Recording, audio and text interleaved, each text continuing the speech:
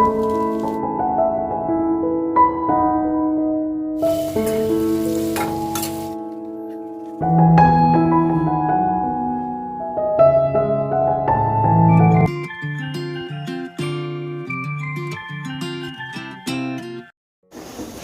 Hello ನಮಸ್ಕಾರ ಸ್ನೇಹಿತರೆ, ಹೇಗಿದ್ರೆ ಎಲ್ಲರೂ welcome back to the channel Deeparadhya vlogs Kannada. ಇವತ್ತು ಬೆಳಗ್ಗೆಯಿಂದ ನನ್ನ ವ್ಲಾಗನ್ನು ಸ್ಟಾರ್ಟ್ ಮಾಡ್ತಾ ಇದ್ದೀನಿ.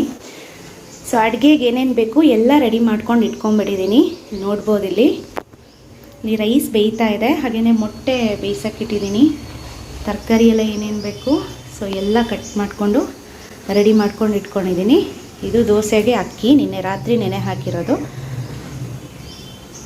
ಇನ್ನು ಲೇಟ್ ಮಾಡಿದೆ ಪಟ ಅಂತ ಅಡುಗೆನ ಸ್ಟಾರ್ಟ್ ಮಾಡ್ಕೊಂಡ್ಬಿಡೋಣ. ಮೊದಲಿಗೆ ದೋಸೆಗೆ ರೆಡಿ ಮಾಡ್ಕೊಳ್ಳೋಣ. ಸೊ ದೋಸೆಗೆ ಒಂದು ಮಿಕ್ಸಿ ಜಾರಲ್ಲಿ 2 ಕಪ್ಪಷ್ಟು ಅಕ್ಕಿನ ತೊಗೋತಾ ಇದ್ದೀನಿ. ಇದು ನಿನ್ನೆ ರಾತ್ರಿನೇ ನೆನೆ ಹಾಕಿದ್ದೆ, ಸೊ ಅದನ್ನು ಹಾಕೋತಾ ಇದ್ದೀನಿ. ಇದ್ರ ಜೊತೆ ಸೌತೆಕಾಯನ್ನು ಕಟ್ ಮಾಡಿಬಿಟ್ಟು ಇಟ್ಕೊಂಡಿದ್ದೀನಿ. ಸೊ ಇದನ್ನು ಹಾಕೊಳ್ಳೋಣ.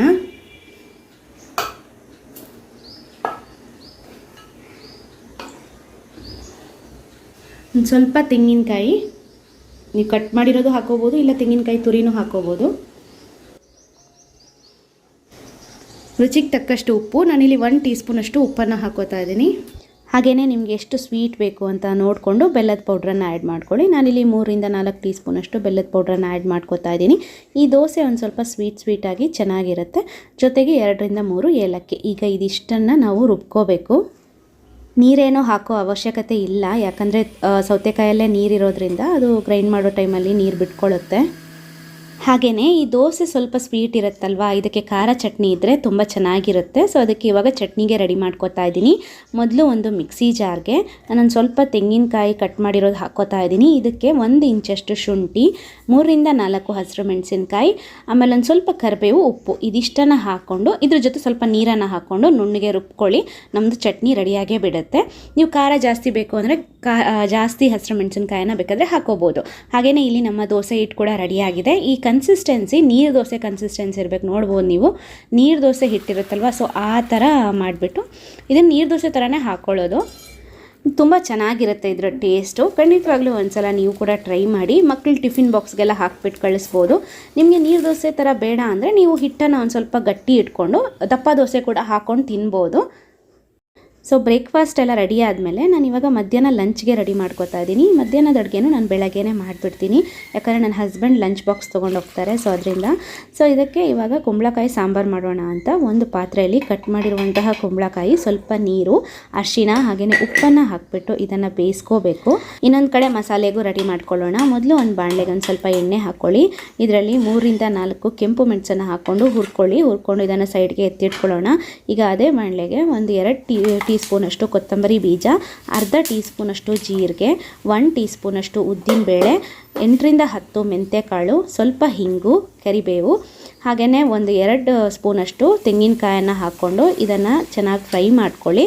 ನಂತರ ಇದೆಲ್ಲನ ಒಂದು ಮಿಕ್ಸಿ ಜಾರ್ಗೆ ಹಾಕಿಬಿಟ್ಟು ಒಂದು ಸ್ವಲ್ಪ ನೀರು ಹಾಕಿಬಿಟ್ಟು ನುಣ್ಣಗೆ ರುಬ್ಕೋಬೇಕು. ಇಷ್ಟರಲ್ಲಿ ನಮ್ಮ ಮಸಾಲೆ ರೆಡಿ ಆಗುತ್ತೆ. ಇನ್ನೊಂದು ಕಡೆ ನಮ್ಮದು ಕುಂಬಳಕಾಯಿ ಕೂಡ ಬೆಂದಿದೆ. ಇದಕ್ಕೆ ನಾವು ಇವಾಗ ಮಾಡ್ಕೊಂಡಿರುವಂತಹ ಮಸಾಲೆ, ರುಚಿಗೆ ತಕ್ಕಷ್ಟು ಉಪ್ಪು, 1 ಟೀ ಸ್ಪೂನಷ್ಟು ಬೆಲ್ಲದ ಪೌಡ್ರು, ಇದಿಷ್ಟನ್ನು ಹಾಕ್ಕೊಂಡು ಚೆನ್ನಾಗಿ ಕುದಿಸ್ಕೊಂಡು ಕೊನೆಗೆ ಒಗ್ಗರಣೆ ಮಾಡಿಕೊಂಡ್ರೆ ನಮ್ಮದು ಸಾಂಬಾರು ರೆಡಿಯಾಗೇ ಬಿಡುತ್ತೆ. ಒಗ್ಗರಣೆಗೆ ನಾನು ಒಂದು ಸ್ವಲ್ಪ ಎಣ್ಣೆ, ಸಾಸಿವೆ, ಕರಿಬೇವು ಹಾಗೆಯೇ ಒಣಮೆಣಸನ್ನು ಹಾಕ್ಕೊಂಡಿದ್ದೀನಿ. ಇದಿಷ್ಟನ್ನು ಹಾಕ್ಕೊಂಡು ಒಗ್ಗರಣೆ ಮಾಡಿಕೊಂಡ್ರೆ ಆಯಿತು. ಈ ಸಾಂಬಾರು ತುಂಬ ಚೆನ್ನಾಗಿರುತ್ತೆ ಟೇಸ್ಟು. ಈ ದೇವಸ್ಥಾನಗಳಲ್ಲಿರುತ್ತಲ್ವ ಆ ಥರ ಟೇಸ್ಟ್ ಇರುತ್ತೆ. ಖಂಡಿತವಾಗ್ಲೂ ಒಂದು ಸಲ ಟ್ರೈ ಮಾಡಿ ನೋಡಿ. ಹಾಗೆಯೇ ಲಾಸ್ಟ್ ವಿಡಿಯೋದಲ್ಲಿ ಕೆಲವರು ಕಮೆಂಟ್ ಮಾಡಿದ್ರು, ನೀವು ಬೆಳಗ್ಗೆ ಅಷ್ಟೆಲ್ಲ ಅಡುಗೆ ಹೇಗೆ ಮಾಡ್ತೀರಾ, ಏನಾದರೂ ಟಿಪ್ಸ್ ಇದ್ದರೆ ಕೊಡಿ ಅಂತ. ಸೊ ಅದನ್ನೇ ಈ ವಿಡಿಯೋದಲ್ಲಿ ಶೇರ್ ಮಾಡಿದ್ದೀನಿ. ನಾವು ಏನೇ ಒಂದು ಕೆಲಸ ಮಾಡಬೇಕು ಅಂತ ಅಂದ್ಕೊಂಡ್ರೂ ಪ್ಲ್ಯಾನಿಂಗ್ ಅನ್ನೋದು ತುಂಬಾ ಮುಖ್ಯವಾಗಿರುತ್ತೆ. ಸೊ ಪ್ರತಿಯೊಂದಕ್ಕೂ ನಾವು ಕರೆಕ್ಟಾಗಿ ಪ್ಲ್ಯಾನ್ ಮಾಡಿಕೊಂಡ್ರು ಆ ಕೆಲಸನ ಮಾಡಿಕೊಂಡ್ರೆ ಅದು ಖಂಡಿತವಾಗ್ಲೂ ಸಕ್ಸಸ್ ಆಗೇ ಆಗುತ್ತೆ. ಸೊ ನಾನು ಅಷ್ಟೇ ಅಡುಗೆ ವಿಷಯ ಅಂತಲ್ಲ, ಪ್ರತಿಯೊಂದರಲ್ಲೂ ನಾನು ಪ್ಲ್ಯಾನಿಂಗನ್ನು ಫಸ್ಟ್ಗೆ ಮಾಡ್ಕೊಂಡ್ಬಿಡ್ತೀನಿ. ಇವಾಗ ಅಡುಗೆ ವಿಷಯ ಅಂತ ಬಂದಾಗ ನಾನು ಮೀಲ್ ಪ್ಲ್ಯಾನಿಂಗನ್ನು ಮಾಡ್ಕೋತೀನಿ. ಒಂದು ಮಂತ್ಲಿ ಮೀಲ್ ಪ್ಲ್ಯಾನಿಂಗ್ ಅಂತ, ಇನ್ನೊಂದು ವೀಕ್ಲಿ ಅಂತ ಮಾಡ್ಕೋತೀನಿ. ಸೊ ಮಂತ್ಲಿ ಮೀಲ್ ಪ್ಲ್ಯಾನಿಂಗ್ ಅಂದರೆ ನಾನು ನೆಕ್ಸ್ಟ್ ಮಂತ್, ಇವಾಗ ಈ ತಿಂಗಳು ತೊಗೊಳ್ಳೋದಾದರೆ ನೆಕ್ಸ್ಟ್ ಮಂತಲ್ಲಿ ನಂದು ಏನೇನು ಅಡುಗೆ ಎಲ್ಲ ನಾನು ಮಾಡಬೇಕು ಅಂತಿದ್ದೀನೋ ಅದನ್ನೆಲ್ಲ ಒಂದು ಲಿಸ್ಟ್ ಮಾಡ್ಕೊಂಡ್ಬಿಡ್ತೀನಿ. ನಂತರ ಅದಕ್ಕೆ ಬೇಕಾಗಿರೋ ಗ್ರಾಸರೀಸ್ ಎಲ್ಲ ತೊಗೊಂಬಂದ್ಬಿಡ್ತೀನಿ. ಹಾಗೆಯೇ ವೀಕ್ಲಿ ಮೀಲ್ ಪ್ಲ್ಯಾನಿಂಗ್ ಅಂದರೆ ನಾನು ಒಂದು ವಾರದಲ್ಲಿ ಏನೇನು ಅಡುಗೆ ಮಾಡಬೇಕು ಅಂತಿದ್ದೀನೋ ಅದಕ್ಕೆ ಬೇಕಾಗಿರೋ ತರಕಾರಿಗಳನ್ನೆಲ್ಲ ಫಸ್ಟಿಗೆ ತೊಗೊಂಬಂದ್ಬಿಡ್ತೀನಿ. ಯೂಶ್ವಲಿ ನಾನು ವೀಕೆಂಡಲ್ಲಿ ತೊಗೊಂಬಂದ್ಬಿಡ್ತೀವಿ, ಸ್ಯಾಟರ್ಡೇ ಇಲ್ಲ ಸಂಡೇ ತೊಗೊಂಬಂದ್ಬಿಟ್ಟು ಎಲ್ಲನ ರೆಡಿ ಮಾಡ್ಕೊಂಡು ಇಟ್ಕೊಂಡ್ಬಿಡ್ತೀನಿ. ಸೊ ನೆಕ್ಸ್ಟ್ ಟಿಪ್ ಅಂದರೆ ನಾವು ಬೆಳಗ್ಗೆ ಬೇಗ ಹೇಳೋದ್ರಿಂದ ನಮಗೆ ಸಾಕಷ್ಟು ಬೆನಿಫಿಟ್ ಇದೆ ಅಂತಲೇ ಹೇಳ್ಬೋದು. ನನಗಂತೂ ಇದು ತುಂಬಾ ಹೆಲ್ಪ್ ಮಾಡಿದೆ. ಸೊ ಯೂಶ್ವಲಿ ನಾನು 3:45 to 4 o'clock ಒಳಗಡೆ ಹೇಳ್ತೀನಿ. ಎದ್ದು ಮನೆಯೆಲ್ಲ ಕ್ಲೀನ್ ಮಾಡಿ ಫ್ರೆಶ್ ಅಪ್ ಆಗಿ ದೇವ್ರಿಗೆ ಪೂಜೆ ಎಲ್ಲ ಆದಮೇಲೆ ನಾನು ಅಡುಗೆ ಕೆಲಸನ ಸ್ಟಾರ್ಟ್ ಮಾಡ್ಕೊಂಡ್ಬಿಡ್ತೀನಿ.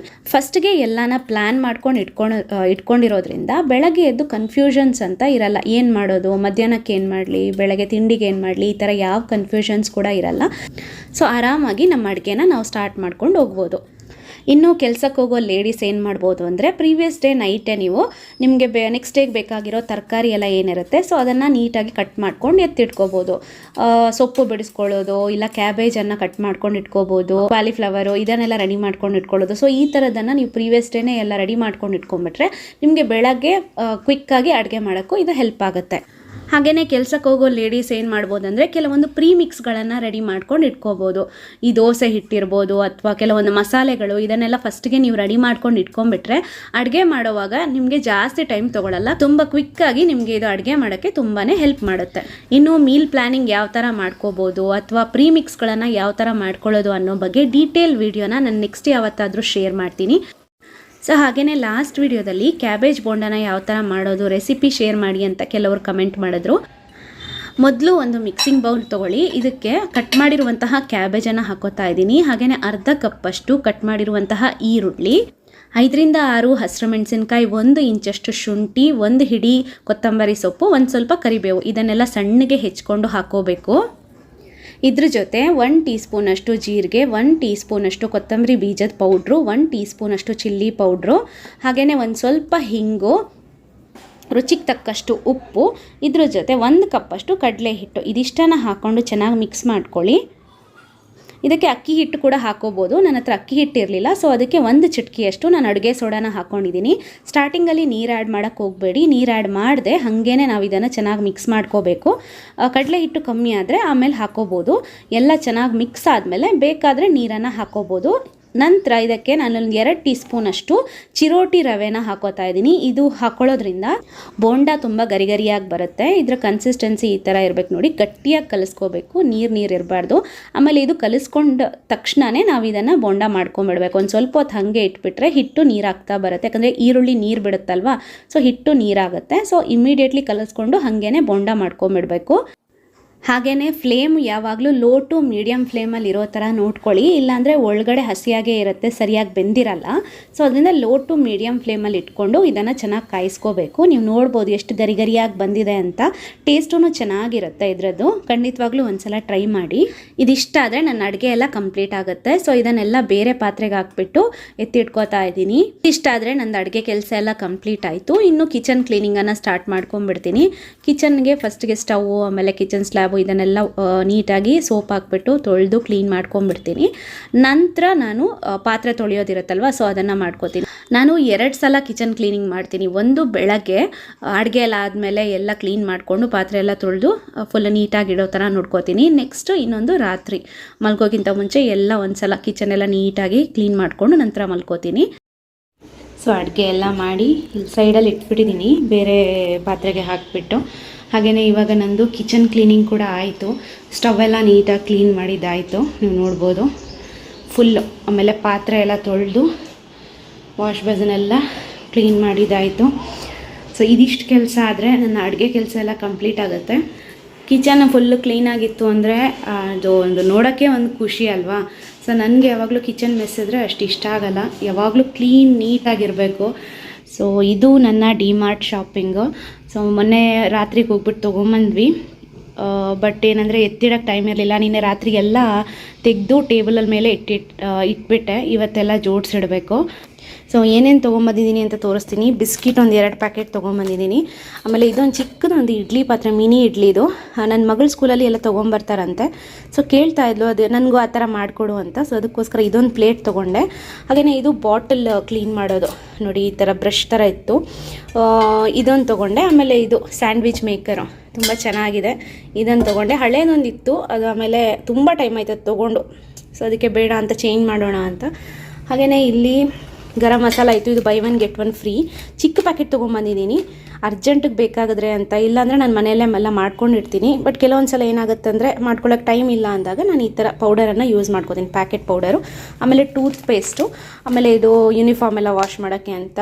ಸೊ ಈ ಥರ ಬೇಳೆ ಒಂದು ಬೇಕಿತ್ತು, ಅದು ತೊಗೊಂಬಂದಿದ್ದೀನಿ. ಆಮೇಲೆ ಸೋಪು, ಈ ಕಡೆ ಗೋಧಿ ಹಿಟ್ಟು, ಆಮೇಲೆ ಸಾಲ್ಟು, ಎಣ್ಣೆ, ಓಟ್ಸು, ಬೆಲ್ಲದ ಪೌಡ್ರು, ಆಮೇಲೆ ಶ್ಯಾಂಪು ಅಂತ ತೊಗೊಂಬಂದೆ. ಇದು 2 ಪೀಸ್ ಇತ್ತು, ಒಂದು ಆಲ್ರೆಡಿ ತೆಗ್ದಿದ್ದೀನಿ ನಿನ್ನೆ, ಖಾಲಿಯಾಗಿತ್ತು ಅಂತ.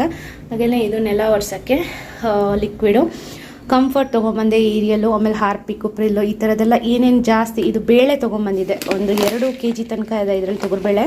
ಬಿಕಾಸ್ ಇಲ್ಲಿ ಲೋಕಲ್ ತುಂಬ ಕಾಸ್ಟ್ಲಿ. ಸೊ ಅದರಿಂದ ಆನ್ಲೈನ್ ಇಲ್ಲಿ ಡಿಮಾರ್ಟಲ್ಲೇ ಹೋಗ್ಬಿಟ್ಟು ತೊಗೊಂಬಂದೆ. ಅಲ್ಲೇನಂದರೆ ಕೆಲವೊಂದು ಐಟಮ್ ಎಲ್ಲ ಸಿಕ್ಕಾಪಟ್ಟೆ ಕಮ್ಮಿ ರೇಟಿಗೆ ಸಿಗುತ್ತೆ, ಅರ್ಧಕ್ಕರ್ಧ ರೇಟು. ಇವಾಗ ಲೋಕಲ್ ತೊಗೊಳ್ಳೋದಾದ್ರೆ ತುಂಬ ಜಾಸ್ತಿ ಇರುತ್ತೆ, ಬಟ್ ಡಿಮಾರ್ಟಲ್ಲಿ ಅರ್ಧಕ್ಕೆ ರೇಟ್ಗೆಲ್ಲ ಸಿಗುತ್ತೆ. ಸೊ ಅದರಿಂದ ನಾವು ಅಲ್ಲಿಂದಲೇ ಈ ಥರದ್ದು ಜಾಸ್ತಿ ಅಂದರೆ ಕಾಸ್ಟ್ಲಿ ಐಟಮ್ಸ್ ಎಲ್ಲ ಇರುತ್ತಲ್ವ, ಸೊ ಅದೆಲ್ಲ ಅಲ್ಲಿಂದಲೇ ತೊಗೊಂಬರ್ತೀವಿ. ಪ್ರತಿ ತಿಂಗಳು ರೇಷನ್ ತೊಗೊಂಬರೋಕ್ಕೆ ಅಲ್ಲೇ ಹೋಗಲ್ಲ, 3 ತಿಂಗಳಿಗೆ ಒಂದ್ಸಲ 4 ತಿಂಗಳಿಗೆ ಒಂದ್ಸಲ ಹೋಗ್ಬಿಟ್ಟು ಈ ಥರದ್ದೆಲ್ಲ ಏನಿರುತ್ತೆ ಅದನ್ನು ಮಾತ್ರ ತೊಗೊಂಬರ್ತೀನಿ. ಬೇರೆ ಎಲ್ಲ ನಾನು ಇಲ್ಲೇ ಲೋಕಲ್ ತೊಗೋತೀವಿ, ಇಲ್ಲಾಂದರೆ ಆನ್ಲೈನ್ ಬುಕ್ ಮಾಡ್ಕೋತೀನಿ. ಮುಂಚೆ ಎಲ್ಲ ತಿಂಗಳ ಹೋಗ್ಬಿಟ್ಟು ತೊಗೊಂಬರ್ತಾ ಇದ್ವಿ. ಬಟ್ ಪ್ರಾಬ್ಲಮ್ ಏನಾಗುತ್ತೆ ಅಂದರೆ ಒಂದು 4,000 ಬಿಲ್ ಆಗೋ ಬದಲು 8,000 ಬಿಲ್ ಆಗಿರುತ್ತೆ. ಅಂದರೆ ಅನಾವಶ್ಯಕ ವಸ್ತುಗಳನ್ನೇ ಜಾಸ್ತಿ ತೊಗೋತೀವಿ. ಅದಕ್ಕೋಸ್ಕರ ಇವಾಗ 3 ತಿಂಗಳಿಗೆ ಒಂದ್ಸಲ ಇಲ್ಲ 4 ತಿಂಗಳಿಗೆ ಒಂದ್ಸಲ ಅಷ್ಟೇ ಹೋಗ್ತೀವಿ. ಸೊ ಇದು ನನ್ನ ಲಂಚು, ಅನ್ನ, ಸಾಂಬಾರು, ಆಮೇಲೆ ಪಕೋಡ, 1 ಮೊಟ್ಟೆ, ಹಾಗೆಯೇ ಒಂದು ಸ್ವಲ್ಪ ಸೌತೆಕಾಯಿ ತೊಗೊಂಡಿದ್ದೀನಿ. ಸೊ ನಾನು ಮಧ್ಯಾಹ್ನ ಒಂದು 2 ಗಂಟೆ ಹೊತ್ತಿಗೆ ಊಟ ಮಾಡ್ಕೊಂಬಿಡ್ತೀನಿ. ಅದಾದಮೇಲೆ ಸಂಜೆ ಒಂದು 5 ಗಂಟೆ ಹೊತ್ತಿಗೆ ಏನಾದರೂ ತಿಂತೀನಿ, ಸ್ನ್ಯಾಕ್ಸ್ ಥರ ಏನಾದರೂ ಫ್ರೂಟ್ಸು ಅಥವಾ ತರಕಾರಿ ಕಟ್ ಮಾಡ್ಕೊಂಡು ತಿಂತೀನಿ. ರಾತ್ರಿ ಊಟ ಮಾಡೋಕ್ಕೆ ಹೋಗಲ್ಲ. ಸೊ ಅದರಿಂದ ಮಧ್ಯಾಹ್ನನೇ ಒಂದು ಸ್ವಲ್ಪ ಜಾಸ್ತಿನೇ ಊಟ ಮಾಡ್ಕೊಂಬಿಡ್ತೀನಿ. ಸಂಜೆಯಿಂದ ನನ್ನ ಬ್ಲಾಗನ್ನು ನಾನು ಕಂಟಿನ್ಯೂ ಮಾಡ್ತಾ ಇದ್ದೀನಿ. ಸೊ ಪೀನಟ್ ಬಟರ್ ಖಾಲಿಯಾಗಿತ್ತು, ಸೊ ಅದನ್ನೇ ಇವಾಗ ರೆಡಿ ಮಾಡ್ತಾ ಇದ್ದೀನಿ. ಮೊದಲು ಒಂದು ಬಾಣಲೆಗೆ ಒಂದು ಸ್ವಲ್ಪ ಕಡಲೆಕಾಯನ್ನು ಹಾಕೋತಾ ಇದ್ದೀನಿ. ನಾನಿಲ್ಲಿ 1 ಕಪ್ಪಷ್ಟು ಕಡಲೆಕಾಯನ್ನು ತೊಗೊಂಡಿದ್ದೀನಿ.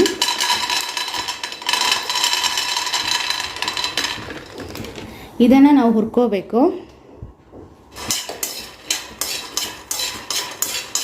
ಕಡಲೆ ಬೀಜ ಹುರಿಯೋಕ್ಕೆ ಒಂದು ಸ್ವಲ್ಪ ಟೈಮ್ ತೊಗೊಳುತ್ತಲ್ವ, ಆ ಟೈಮಲ್ಲಿ ನಾನು ಕೆಲವೊಂದು ಬೇರೆ ಕೆಲಸಗಳನ್ನು ಮಾಡ್ಕೋತೀನಿ. ಫಾರ್ ಎಕ್ಸಾಂಪಲ್ ಅಡುಗೆ ಕೋಣೆಯಲ್ಲಿ ಕೆಲವೊಂದು ಕಾರ್ನರ್ಗಳನ್ನು ಕ್ಲೀನ್ ಮಾಡ್ಕೊಳ್ಳೋದು. ಇವಾಗ ಈ ಕಾರ್ನರು ಒಂದು ಸ್ವಲ್ಪ ಧೂಳಾಗಿತ್ತು, ಸೊ ಅದನ್ನೆಲ್ಲ ಎತ್ತಿ ತೆಗೆದು ನೀಟಾಗಿ ಒರೆಸ್ಬಿಟ್ಟು ತಿರ್ಗಾ ಅದನ್ನು ಜೋಡಿಸ್ಬಿಟ್ಟು ಇಡ್ತಾ ಇದ್ದೀನಿ. ಹಾಗೆಯೇ ಈ ರೇಷನ್ ಡಬ್ಬಿಗಳೆಲ್ಲ ಇರುತ್ತಲ್ವ, ಸೊ ಅದನ್ನು ಕ್ಲೀನ್ ಮಾಡೋದು, ಆಮೇಲೆ ಮಿಕ್ಸಿ ಇದ್ದರೆ ಮಿಕ್ಸಿನ ಕ್ಲೀನ್ ಮಾಡೋದು. ಸೊ ಈ ಥರದನ್ನೆಲ್ಲ ನಾನು ಚಿಕ್ಕ ಪುಟ್ಟ ಕೆಲಸಗಳನ್ನು ಈ ಟೈಮಲ್ಲಿ ಮಾಡ್ಕೋತೀನಿ. ಇದರಿಂದ ನಮ್ಮ ಟೈಮ್ ಕೂಡ ಸೇವ್ ಆಗುತ್ತೆ. ಅಲ್ಲದೆ ನಾವು ಇವಾಗ ಫಾರ್ ಎಕ್ಸಾಂಪಲ್ ಹಾಲು ಬಿಸಿ ಮಾಡೋಕ್ಕೆ ಇಟ್ಟಿರ್ತೀವಿ, ಸೊ ಅಲ್ಲೇನು ನಮಗೆ ಟೈಮ್ ಸಿಗುತ್ತೆ ಅಷ್ಟು ಗ್ಯಾಪಲ್ಲಿ ನಾವು ಈ ಥರ ಪುಟ್ಟ ಕೆಲಸಗಳನ್ನು ಮಾಡ್ಕೊಳ್ಳೋದ್ರಿಂದ ನಮ್ಮ ಕಿಚನ್ ಕೂಡ ಯಾವಾಗಲೂ ಕ್ಲೀನಾಗಿರುತ್ತೆ. ಈ ಕಡೆ ನಮ್ಮ ಕಡಲೆ ಬೀಜ ಕೂಡ ರೋಸ್ಟ್ ಆಗಿದೆ. ಇದನ್ನು ಕಂಪ್ಲೀಟಾಗಿ ತಣ್ಣಗಾಗ್ಲಿಕ್ಕೆ ಬಿಟ್ಬಿಡೋಣ. ಕಂಪ್ಲೀಟಾಗಿ ತಣ್ಣಗಾದ್ಮೇಲೆ ಇದರ ಸಿಪ್ಪೆ ತೆಗೆದ್ಬಿಟ್ಟು ಸಿಪ್ಪೆನ ಇದರಿಂದ ಸಪ್ರೇಟ್ ಮಾಡ್ಕೋಬೇಕು. ನೋಡ್ಬೋದು, ನಾನು ಈ ಟೆಕ್ನಿಕನ್ನು ಯೂಸ್ ಮಾಡ್ತೀನಿ. ಈ ಥರ ಮಾಡಿಬಿಟ್ಟು ಆ ಸಿಪ್ಪೆನ ಸಪ್ರೇಟ್ ಮಾಡ್ಕೋತೀನಿ. ಈಗ ಇದೆಲ್ಲನ ಒಂದು ಮಿಕ್ಸಿ ಜಾರಿಗೆ ಹಾಕ್ಕೊಂಡು ಇದನ್ನು ಪುಡಿ ಮಾಡ್ಕೊಳ್ಳೋಣ. ನೋಡಿ, ಇದು 1 ರೌಂಡ್ ಪೌಡರ್ ಆಗಿದೆ. ಇದಕ್ಕೆ ಇವಾಗ ಒಂದು ಚೂರು ಒಂದು 2 ಚಿಟಿಕೆಯಷ್ಟು ಉಪ್ಪನ್ನು ಹಾಕೋತಾ ಇದ್ದೀನಿ. ಉಪ್ಪು ಹಾಕಿಬಿಟ್ಟು ನಂತರ ತಿರ್ಗಾ ಇದನ್ನು ನಾವು ಮಿಕ್ಸಿಯಲ್ಲಿ ಹಾಕ್ಬಿಟ್ಟು ಗ್ರೈಂಡ್ ಮಾಡ್ಕೋಬೇಕು. ನೀರೆಲ್ಲ ಏನೂ ಆ್ಯಡ್ ಮಾಡ್ಕೊಳ್ಳೋಕೆ ಹೋಗಬೇಡಿ. ನಂತರ ಇದಕ್ಕೆ 1 ಟೇಬಲ್ ಸ್ಪೂನಷ್ಟು ತುಪ್ಪ, ಒಂದು 2 ಟೀ ಸ್ಪೂನಷ್ಟು ಬೆಲ್ಲದ ಪೌಡ್ರು, ಹಾಗೆಯೇ ಜೇನುತುಪ್ಪನ ಹಾಕ್ಕೊಂಡು ಇದನ್ನು ಚೆನ್ನಾಗಿ ಗ್ರೈಂಡ್ ಮಾಡ್ಕೊಳ್ಳಿ. ಇದು ಗ್ರೈಂಡ್ ಮಾಡ್ತಾ ಬಂದಂಗೆ ಕಡಲೆ ಬೀಜದ ಎಣ್ಣೆ ಕೂಡ ಬಿಟ್ಕೊಳ್ತಾ ಬರುತ್ತೆ. ಹಾಗೆಯೇ ನಮ್ಮ ಪೀನಟ್ ಬಟರ್ ಕೂಡ ರೆಡಿ ಆಗುತ್ತೆ. ಸೊ ಇದು ಟೇಸ್ಟು ಚೆನ್ನಾಗಿರುತ್ತೆ. ಅಲ್ಲದೆ ಹೆಲ್ದಿ ವರ್ಷನ್ ಕೂಡ, ಮನೆಯಲ್ಲೇ ಮಾಡಿರ್ತೀವಲ್ವ, ಸೊ ಹೆಲ್ದಿ ಕೂಡ. ಸೊ ಖಂಡಿತವಾಗ್ಲೂ ಒಂದ್ಸಲ ಟ್ರೈ ಮಾಡಿ. ಸೊ ಇದಾಗಿತ್ತು ನನ್ನ ಇವತ್ತಿನ ವಿಡಿಯೋ. ನಿಮ್ಮೆಲ್ರಿಗೂ ಇಷ್ಟ ಆದರೆ ದಯವಿಟ್ಟು ಲೈಕ್ ಮಾಡಿ, ಶೇರ್ ಮಾಡಿ, ಸಬ್ಸ್ಕ್ರೈಬ್ ಮಾಡೋದನ್ನು ಮರಿಬೇಡಿ ಅಂತ ಹೇಳ್ತಾ ಮುಂದಿನ ವಿಡಿಯೋದಲ್ಲಿ ಸಿಗ್ತೀನಿ. ಅಲ್ಲಿವರೆಗೂ ಎಲ್ರಿಗೂ ಟೇಕ್ ಕೇರ್, ಬಾಯ್.